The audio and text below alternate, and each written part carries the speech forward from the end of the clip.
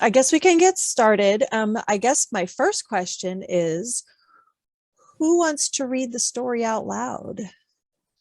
We are, I think we are like one or two lines away from having like a really satisfying ending to the story. So if somebody wants to jump in real quick, Ah! I like the that ending. would be awesome. Good. just end it there, and then we get to imagine the rest. Yeah. I don't know. Robert's not satisfied. I like The whole point of a short story, you just like stab them and then close the door. That's how it works. maybe that's why I can't write short stories, because I always want to have that like really complete denouement. That's right. I need a full story. denouement. Thank you very much. A full 10-page denouement. All right. Who wants to read it? I mean, I can if nobody else wants to, but Megan looks like she may give. I'll do it only if no one else wants to. I like reading stories out loud. Do it, Erika. Then do it, Erika. Yeah. Absolutely. Yeah, it's all you. So where does it start? All the way up at the All right. So we begin. Are we ready? We want to begin? We're beginning? We're beginning. Okay, we're beginning. All right. A knock at the door resounded throughout the room. Sam shook off sleep and padded over to the door. No one was visible through the window, but an unexpected package lay just outside. He opened the door and read the shipping label. It was addressed to a Dr. Rodriguez and at the house across the street. Sam found this odd since the house had been vacant for over a year, ever since Barbara had sold it and moved to Florida. Still, it was no good just leaving it there. He could at least do a return to sender on it. So he hauled it in. It wasn't particularly heavy, but the weight did shift around when he picked it up.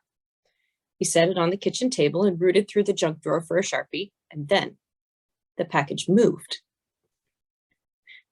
For a moment, Sam thought briefly of Barbara, how she'd mourned her husband when he died.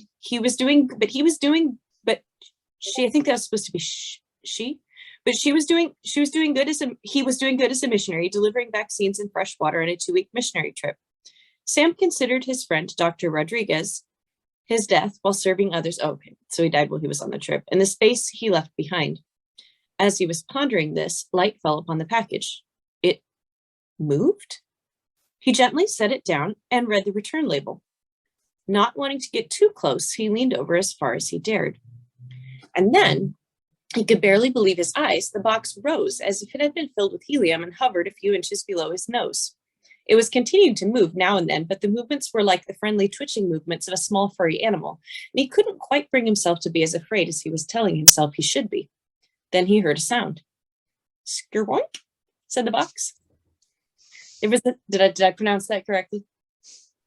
Okay. There was a neighboring echo from the vacant house across the street. Faint, but very clear. Sam looked out the window. The Rodriguez house looked as it had for the past year, not quite abandoned, yet no signs of activity. The bare windows reflected the morning sun, making it nigh impossible to see anything inside. The box skirunked again, causing him to jump. Again, a faint echo sounded. He felt a pull to go over and investigate. The question was, should he try and carry the box over there as well? Or should he open the box instead? Sam considered getting the scissors. If something lived inside, he didn't want it to suffer in the box. He decided to ask the box. Feeling a little foolish, he said carefully and clearly, "What do you want me to do?" The box suddenly stopped moving at all and sat inert on the tabletop for a long moment. In the silence, the faint echo from the Rodriguez house rang more clearly in Sam's ears. He got up and looked over at the house. The gutters were full of growth and grass was cropping up in the driveway where no car had parked for a year. Yes, he was certain it was vacant, but he was equally certain that he'd seen movement in the window. He picked up the box, threw on his jacket, and walked out the door toward the house. As he crossed the street, the being inside the box started to move more frantically, excitedly. Sam nearly lost control of the box before making it to the Rodriguez front door. "Skirike! Skirike!" echoed in the porch as he rang the doorbell. He laughed to himself. If this was what the day was going to be like, he was going to need more coffee. He did not see anyone come to the door, but the lock turned and the door swung inward nonetheless. A chill ran down his spine, but he was left with little time to feel or even think, for with a final exclamation and the hardest wriggle yet, a shining robotic arm like something from a children's film burst out of the box and turned handsprings down the vacant hall before disappearing from sight completely. Sam stood, mouth agape, for several seconds before he was able to speak. He looked inside the box through the hole the arm made. The box was empty. It had contained the arm and nothing else. He looked back into the dim, cobwebby house. Wait, was that coffee he smelled inside? Hello, he called. No one answered. He took a cautious step into the house. His footsteps echoed in the empty hallway. He felt a twinge of sorrow as he remembered how the house used to look when Barbara and Samuel had lived there. It was just wrong that such a warm, hospitable place should be so abandoned. And yet, the coffee smelled rich and homey. As he stepped further into the house, he listened for the sounds of movement, or at least followed the smell. He rounded a corner into the kitchen and stopped short. The cartoonish robot arm was busily making coffee next to what looked like a cartoonish robot torso. In a corner of the floor lay a robotic head, matching the torso and the arm in its cartoonishness. The arm fumbled in attempting to maneuver a mug over to the coffee maker. The torso bumped repeatedly into the counter nearby. The head locked eyes with Sam and then looked meaningfully toward the other robotic parts. Do you need help pulling yourself together? He asked in a somewhat awkward manner, hoping the robot wouldn't be easily offended. The robot spoke in a halting, mechanical manner. How many grams of refined carbohydrates in your caffeine-rich solution? 2 lumps? I don't know what's in grams. The robot's arm flopped toward the sugar bowl. Here, let me help, said Sam. He picked up the arm and connected it to the torso's shoulder with a satisfying click. He then did the same with the head.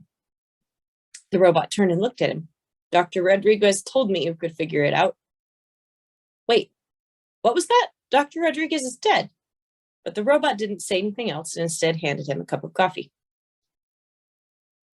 Was that the story they told? The robot appeared to consider this. I suppose that makes the most sense for most people. The robot opened his chest panel to reveal a beating heart. This makes less sense, but it's real. Then the robot looked around and said, but where is Barbara? I've longed to see her again.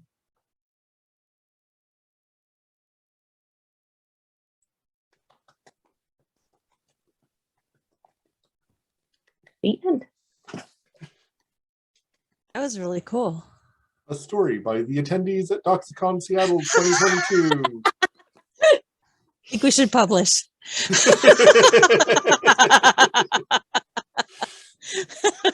We can at least put it in the next newsletter or on our Facebook page. Yeah, Oh, we yeah. should. Yeah, we should. We should put it in the next email.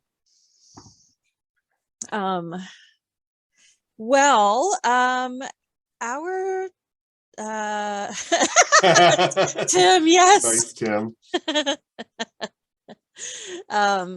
Let's see. Okay, so the agenda for today, for this session is it's called What We're Up To.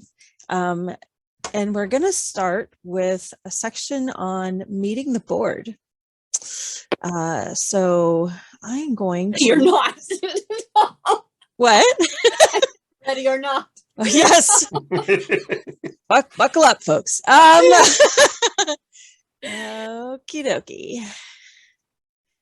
I'm going to start the slideshow, maybe, I don't know, from the beginning. Excellent. But now I have to, that's just silly. Gosh, which window am I going to do? Okay, I don't know. All right, here we go. I'm going to share my screen. Not photos. There we go.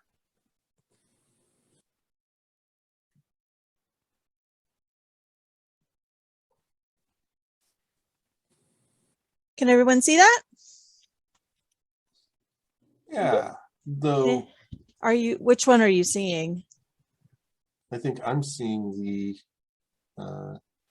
the presenter's screen. Yeah, we're seeing the presenter view. But yeah, we're seeing. Never mind. But that's better than nothing. Ideally, that's not what you would see. Nope, that's not what I want. No, stop it. Close that.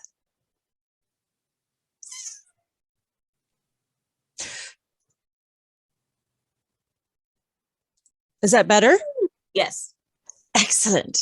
Okay, so what are we up to? No good. No, just kidding. Hopefully lots of good.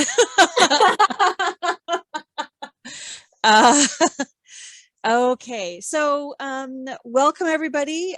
We wanted to have a just a little introduction to who we are and what we're about, and what kind of side projects we're doing, and then to talk a little bit more about the future of Doxacon and what's coming up. So anyway, what we're up to is we're going to meet the board first. Sure we are. Okay. So I that's me.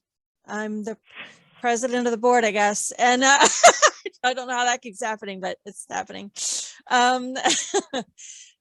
I am a therapist in community mental health. I work with youth, and I work with youth who are homeless. And it is amazing and frustrating and joyful, and it's all the things. So I also am the co-host of a show that just started. We just had our session 0, called Tabletop Transformations, and it's on Twitch. It is a production of Cast Gamers. So Cast is the community of, let me see if I remember it all, the community of applied, spiritual, and therapeutic tabletop gamers.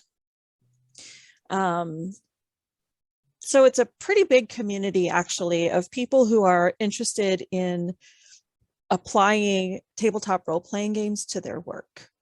So there's a lot of therapists. There are physical therapists, there are people in the medical profession.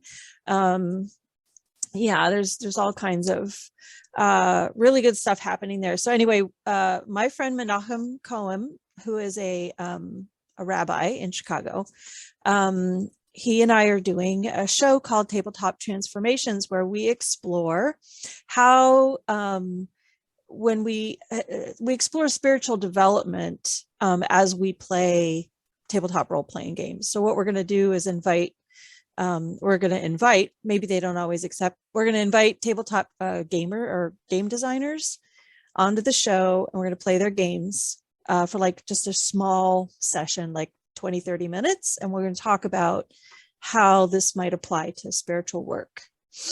So that's kind of exciting, and I can't believe I'm going to have a Twitch show, but okay. I'm also building castles in Conan Exiles.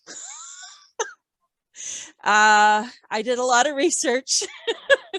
So this photo here is my character, and this is the small part of the inner bailey wall of my castle. Like, I did a ton of research of castle design because I'm a weird nerd. I'm also the sommelier of a role-playing venue in Final Fantasy 14 online. And it is a venue called the Frugal Moogle. It is like a tavern and a cafe. And when I was rehearsing this last night, I called it a cavern and a taffy, but well, at any rate, I guess I was nervous then. But anyway, her name is Anna. And this is Anna in the purple and black over here. It's her fanciest outfit to be a sommelier. And then this is Menachem and I, at Tabletop Transformations. And weird fact, my current earworm is the Encanto soundtrack, and music by The Who. If you haven't heard them, they're like Mongolian hard rock with Mongolian throat singing. It is awesome. So highly recommended. Okay, and next we have our Vice President, Rose, who you heard from today. Rose, do you want to do your own, or do you want me to do it? I guess I could do mine. Yeah. So hi, I'm Rose. I'm the Vice President. I'm a nurse, a healthcare professional. Tanya wrote this, and she thinks I have a good sense of humor. So thank you, Tanya. I'm also a writer and a member of the Doxacon Seattle Writers Group, which is a critique group where we do writing prompts and we share and give feedback of sci-fi fiction and poetry. If you'd like to join the writers group, you can contact me. You all have my Discord, and then also there's my email there. And then some of you just know me as a regular human being, so just talk to me. Yeah, these are my dogs. These are pictures of my dogs, Sebastian and Samantha. Sebastian's on the left, Samantha's on the right. It's like, I love that picture of my dog, Sebastian, because it looks like a LinkedIn photo. It's like so ideal. That's fantastic. I'm totally hiring Sebastian, by the way. Yeah, I just want to hire him. Yeah. My favorite comfort food. I love authentic Japanese ramen. I just love ramen, but like the kind you get at a restaurant that has like the egg and the ham. You know, the one they had in Ponyo?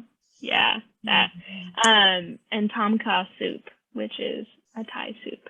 I love soups, basically. Thank you. All right. And next we have Robert. I guess I better unmute myself. Yeah, I am secretary because I guess I'm the most masochistic part of this group. Speak for yourself. I'm also a writer. As Rose said, we have a writers group that has sort of spawned out of Doxacon. It's a great little group. We're very supportive. We are giving each other, not only moral support, but also good critiques on our work. And there's talk. There's nothing guaranteed, but there's talk of putting together some kind of journal or anthology or contest or something for writers and hopefully artists in the future. So if you were at all interested in that, get in touch with Rose. She's awesome. It says I'm a tabletop game enthusiast, which I am. I love games. I find games, as an introvert, I find games to be a great way to get to know people. So I love games. There is a dove named Kyle that roosts on the deck outside my house. It was named not by me nor by any of my families, but by my friend Megan, who will meet shortly. I love classic epic literature. I love stories in general. I love anything that is gonna make me like. I love a story that makes my heart break. So I love tragedies, and I love ancient stories with just characters who have vastly melodramatic changes in their lives, and so I love that. And so, along with Megan, we are hosting a podcast which we are calling Epic Book Club, in which we read epic books and talk about them, because that's what we love to do. I will let Megan say a little more about that herself when we get to her. But for the moment, I just want to say we're hoping to drop our first episode on Monday. And I'm gonna put a link in the Discord because that is cool. Copy and paste, and there it is. Yeah, among the games I play, I play Star Wars: The Old Republic. It's actually not Knights of the Old Republic. Knights of the Old Republic is it's on your own computer. The Old Republic is a massive multiplayer online role-playing game. MMORPG. Anyway, I know letters. Hi. Anyway, yeah, I have played both Jedi and Sith characters to the completion of the story arc. They are strangely similar, and it's kind of fun trying to make a Sith make all light side decisions. What server? I don't remember. It's actually been a little while. I haven't played Old Republic in a while, but I'll get in touch with you. Yeah. So that's me. Hi. Yay! Thank you. I'm going to do the next one because she's not here. Valerie Spasojevic is our treasurer and CFO. She does the math things for us. And she is shrouded in mystery, as evidenced by her not being here. Actually, she does bookkeeping and accounting, and she does taxes. So she does it on a volunteer basis as well. And this is like the height of her season. So, because we have the best timing, really. Like we're gonna have a conference during your busy season. Awesome. She plays video games with her kids. I believe they all play Fortnite, I think, and some other games. They've played Legend of Zelda and some stuff like that. She files all of our papers for us. So she deals with these shadow entities known as the government. And she is therefore the adultiest adult on the board. And that's also what leads me to believe that she's a battle mage. But anyway, Valerie's awesome. And we love her. She's been to Doxacon before, and she's quite an avid reader and delightful nerd. And next we have Megan. Oh no. Okay, yeah. So You're the extrovert, so you can go ahead. I know. I'm an extrovert with social anxiety. It's really great, you guys. Yeah, so like Robert said, I am his co-host, or are you the host? Am I the co-host? Are we both co-hosts? I don't know the terminology for this. I think we're both co-hosts. Yeah. Are we both co-hosts? Okay. Yes.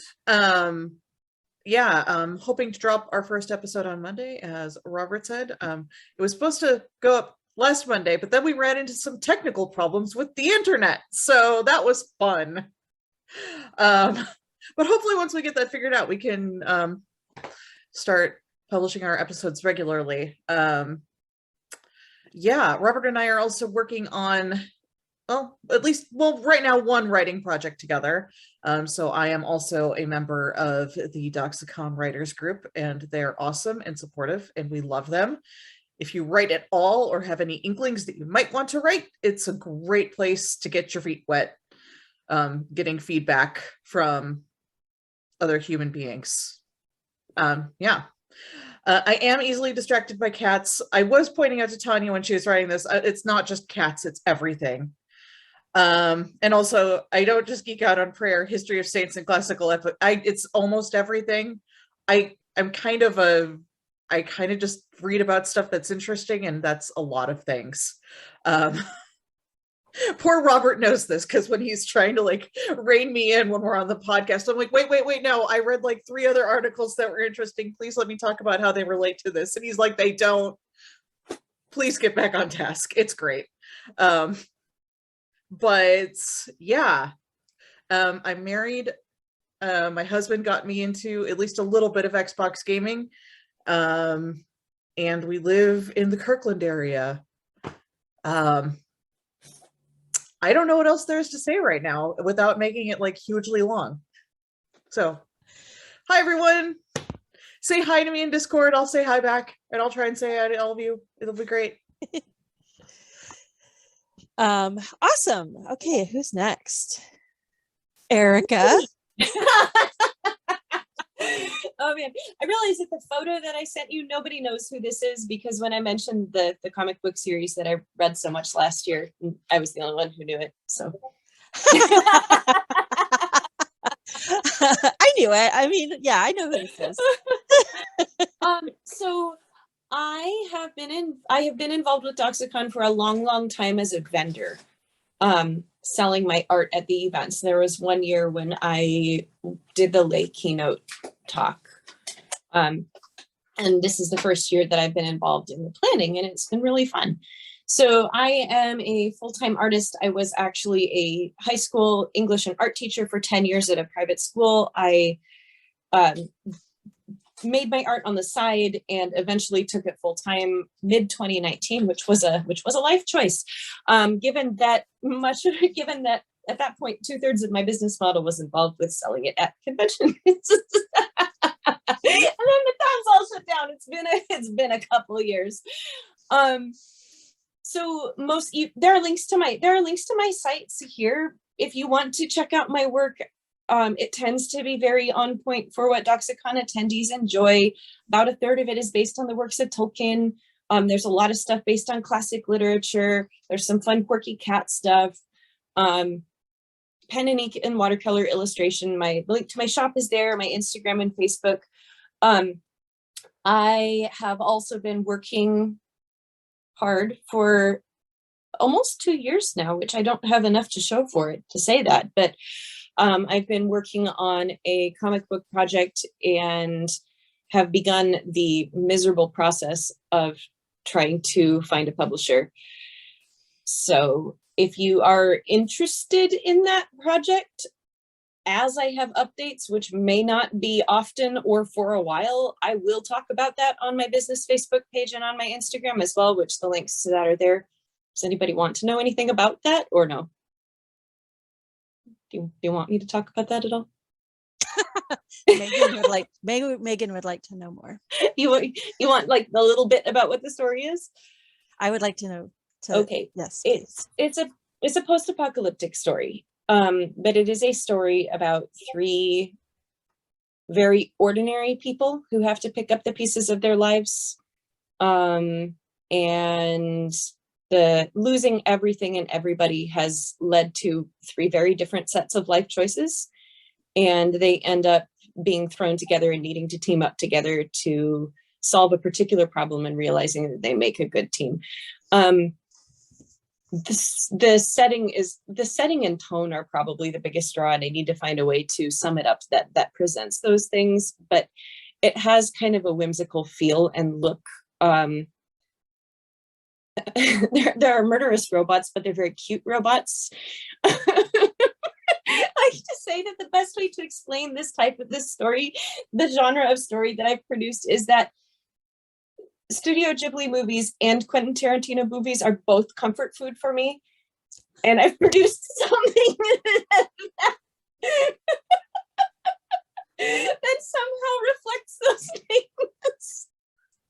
Wow. And I hope very, very much. I love the characters and I love the story. And I think there's some powerful thoughts on what you do to pick up the pieces of your life when it all falls apart, that I really hope I get a chance to share with the world at large. And I am at this point pursuing traditional publishing because for a huge variety of reasons, but one of them is just that I would like to share this with lots of people. And I know that that's the best way, still the best way to get a broader readership. So that's awesome. Thank you. Yeah. I've been following a little bit of that and I'm excited. I really hope somebody picks this up because I do too. I mean, so far I've only sent it 3 places. I have 3 rejections to show for it. I'm taking a little bit of a break from submitting it because my biggest projects every year and for the last, 5 or 6 years have been, I create a calendar full of Tolkien art. And then last several years, I've done a second calendar as well. And those calendars basically make me almost half the income that I need for the year. So they're very, very important for my business. And I just was finding that the mental energy I was putting into the submission process, not creating the comic, but the submission process, was taking away from the focus I needed to be putting on the calendar art right now. So I am working on calendar art. I am posting that all over my socials right now. But I'm taking a couple month break while I focus on calendar stuff. And then I'll get back to that when I'm done. That makes sense. Sense. Well, thank you so much, Erika. Yeah. And I appreciate all of you for being on the board. I think I was saying something this morning, like many hands make light work. And so I am so appreciative of your many hands that has made this happen again this year. Like it always feels miraculous when it happens. So next I wanted to really highlight our volunteers and helpers, without which this would not be possible.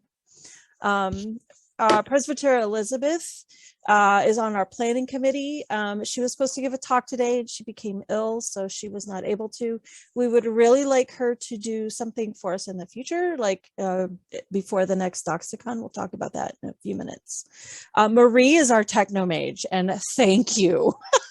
She has been fantastic. She's done a lot of troubleshooting today, and there she is. And I just want to thank her so much, because we used a new platform today, and I think it's, once we got some things ironed out, I think it went really well.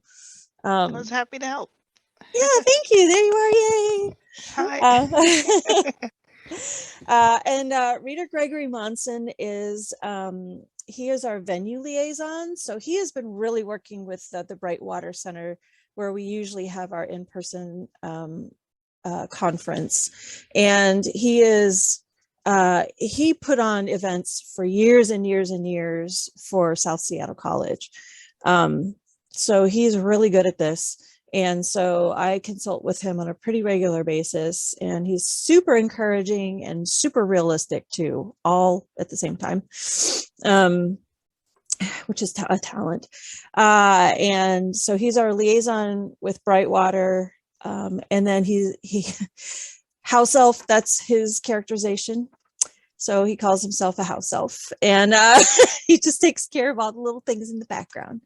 And it's true.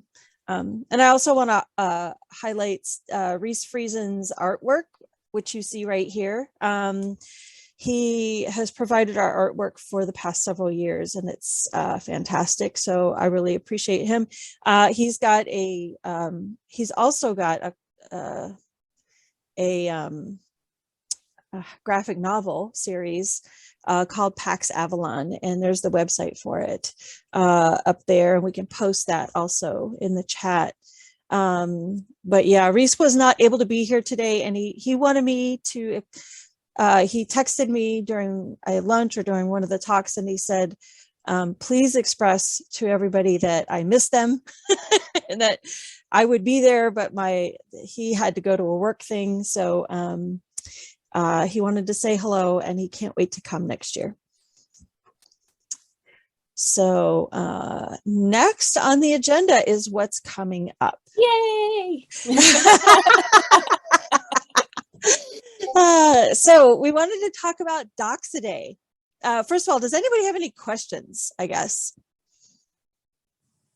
Any questions or comments about what we've shared so far? Do you think we're just a bunch of weirdos? Because you'd be right. But anyway, well, I mean, I am.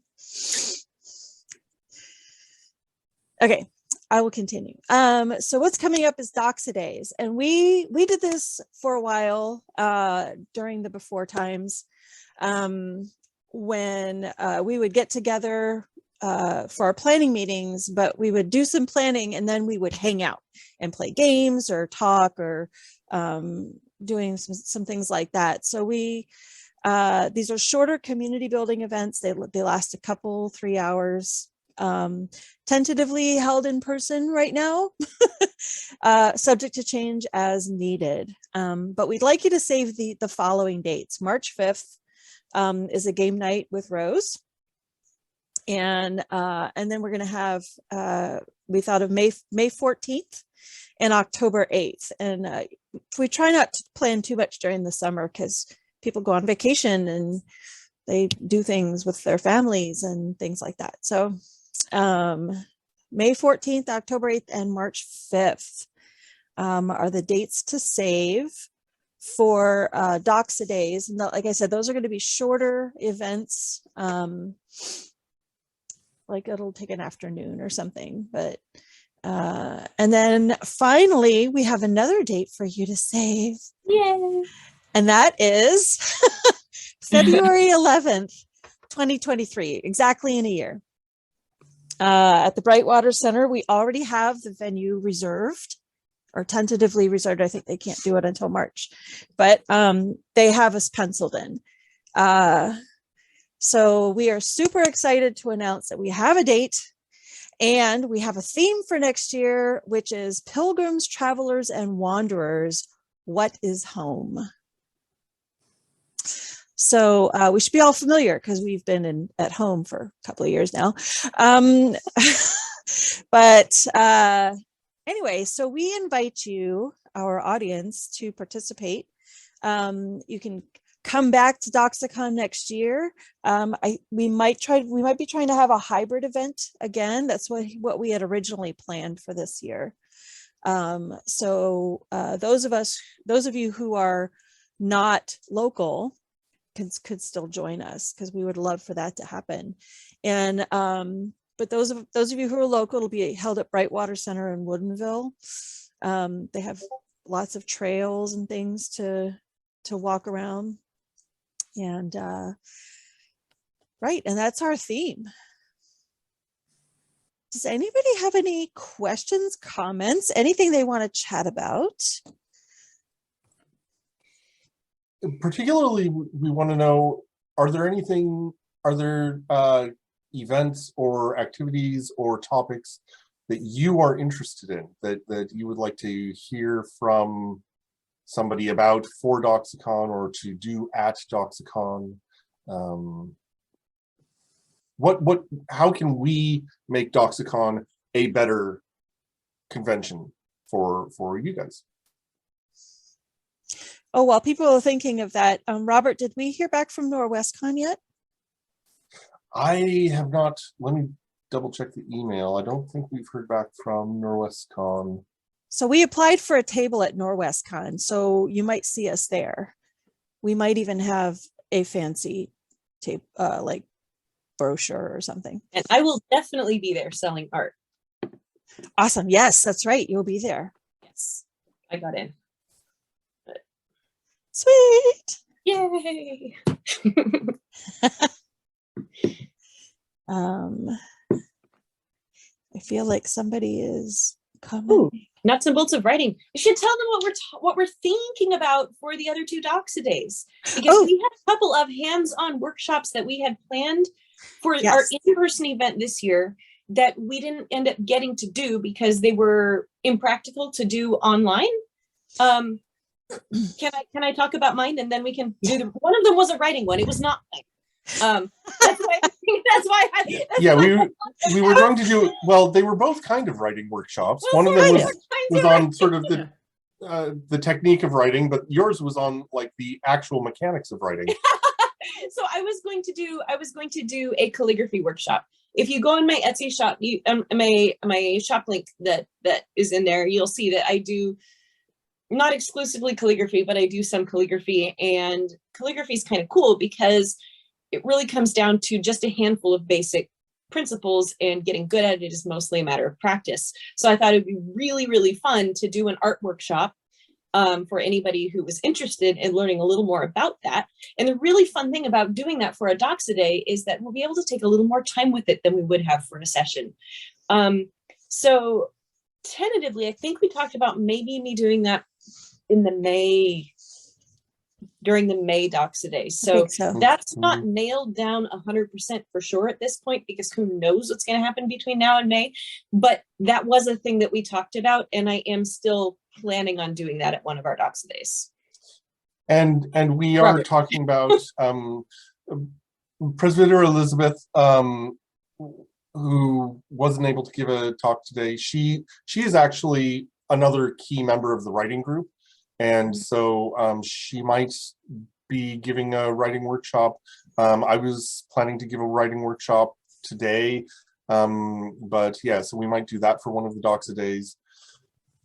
But yeah, like how to, because a lot of us are not just consumers of stories, we are producers of stories. We have stories we want to tell, and getting to the point where we can tell those at a level that that will get published, that will, you know, actually reach an audience.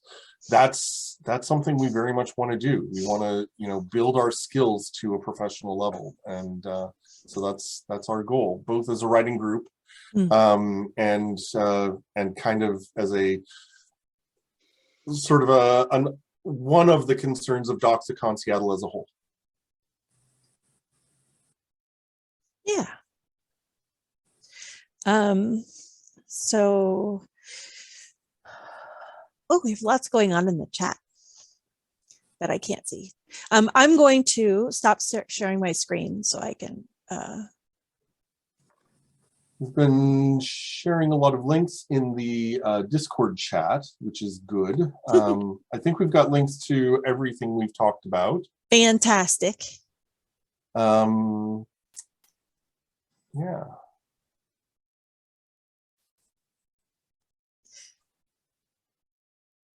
Awesome. Oh, there we go. Normal things again. Sorry, the PowerPoint had taken over my entire computer. It's shocking.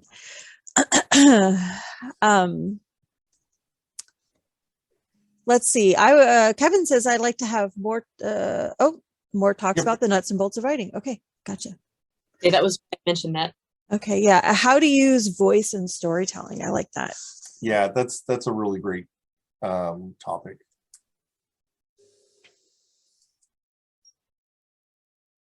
Essentially, you use voice well. That's the short answer. Thanks. Super helpful. Thank you, Captain Obvious. Thank you, Tautology Man. The first rule of Tautology Club is the first rule of Tautology Club.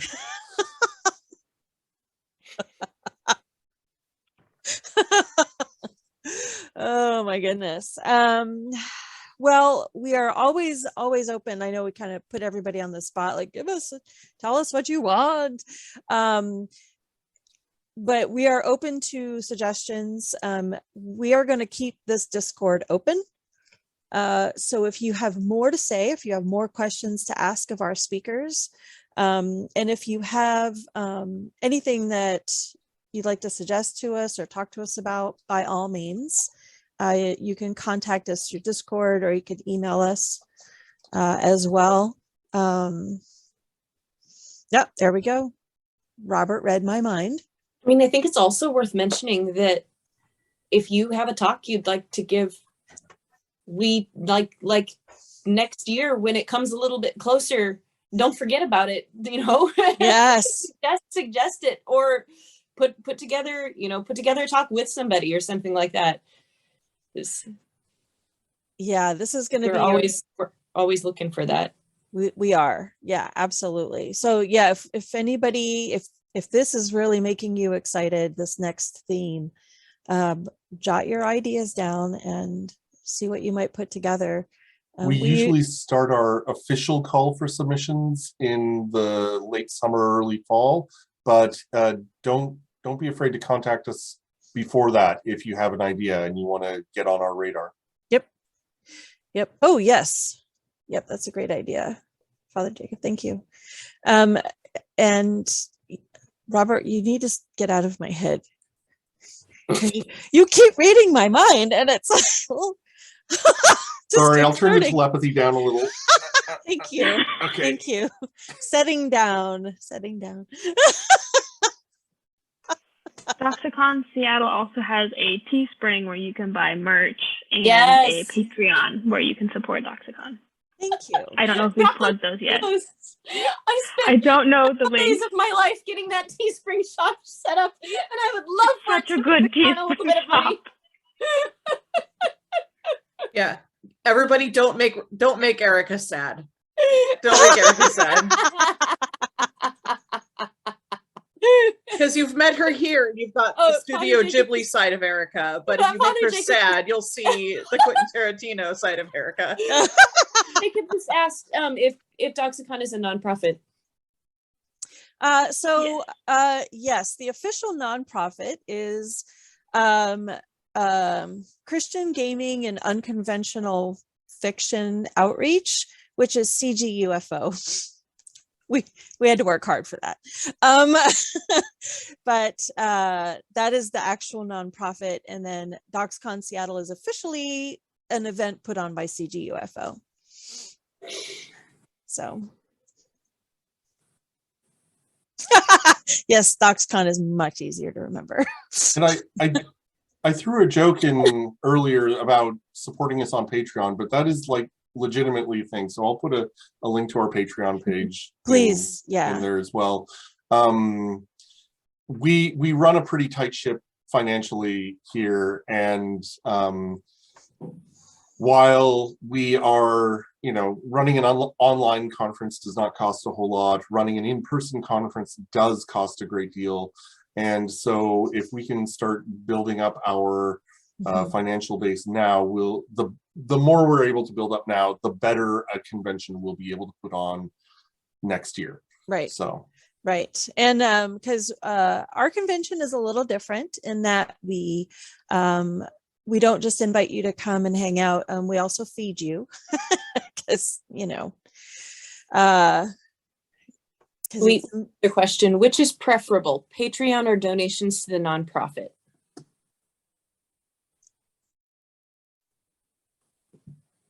I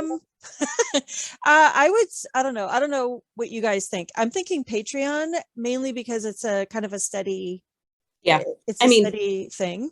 As someone who personally, like, I have a personal Patreon for my art business and comics and stuff, and like, people handing you money is great. Being able to depend on $20 a month from somebody a month, it saved my business. So. Yeah. It is. I know it's hard to believe that it's an unconventional convention. Yes. Which I like. It's kind of what I like about us. Yeah. Let's see, are there any other questions? These are great questions though. So we like to be transparent about who we are and what we do and how we're kind of set up. So we don't like to be the ones shrouded in mystery. Oh, we got another question. Volunteering opportunity. I didn't see the question, but we have tons of volunteers, so we would love volunteers especially during an in-person. In short, you guys need help. In so many ways. In so many ways.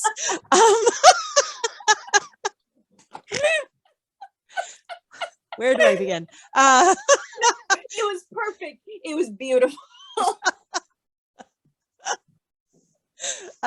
So yes, like I said, many hands make light work. So the more hands, the better.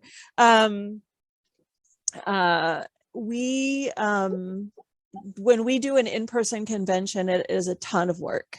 So if people want to volunteer, if people want to set stuff up, if you know a really good graphic designer who can kind of help us out sometimes, that would be awesome. Yeah, we've got some projects in the works. So yeah, always need help.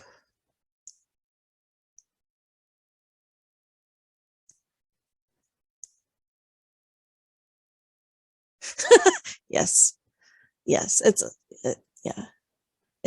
a big thing. There's a lot of moving parts.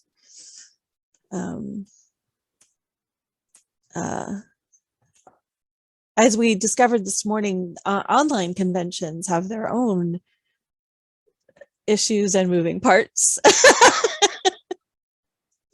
So I want to thank you. I want to thank you guys for showing up and staying around and persevering through our technical difficulties this morning, because that was super fun. All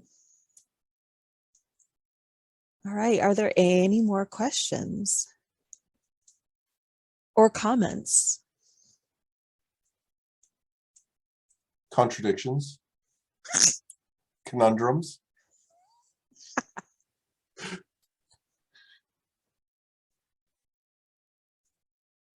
critiques. I didn't say criticisms. I said critiques.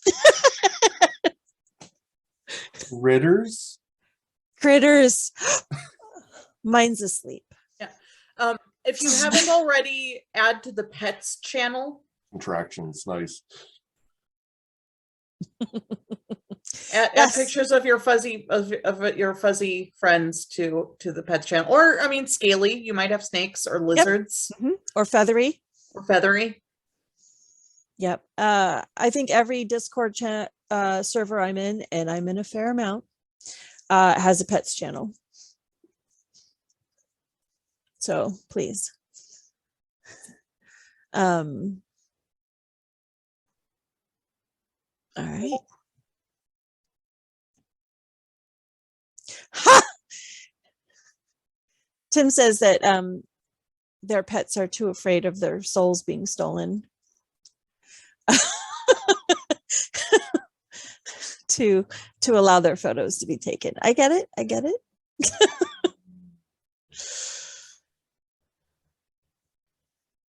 All right. Well, I don't have much more to add.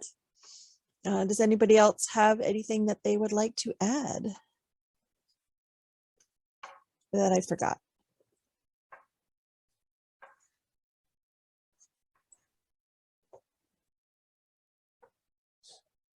Shall we close with a quick prayer? I would love that. Yes. I suppose I spoke, so I should I should go ahead with that. Correct. One of the things that I love about this conference is that this convention, whatever it is, this con, is that it really is an ecumenical effort. It was begun by members of the Orthodox churches, members of Catholic and Protestant churches have come in to help support and build it up, and you guys are awesome, and it's great that we have so much in common. And so let's close with a prayer that we all have in common. Let's close with the Lord's Prayer. So in the name of the Father, and of the Son, and of the Holy Spirit, amen. Our Father, who art in heaven, hallowed be thy name. Thy kingdom come, thy will be done on earth as it is in heaven. Give us this day our daily bread, and forgive us our trespasses as we forgive those who trespass against us. And lead us not into temptation, but deliver us from evil. Amen.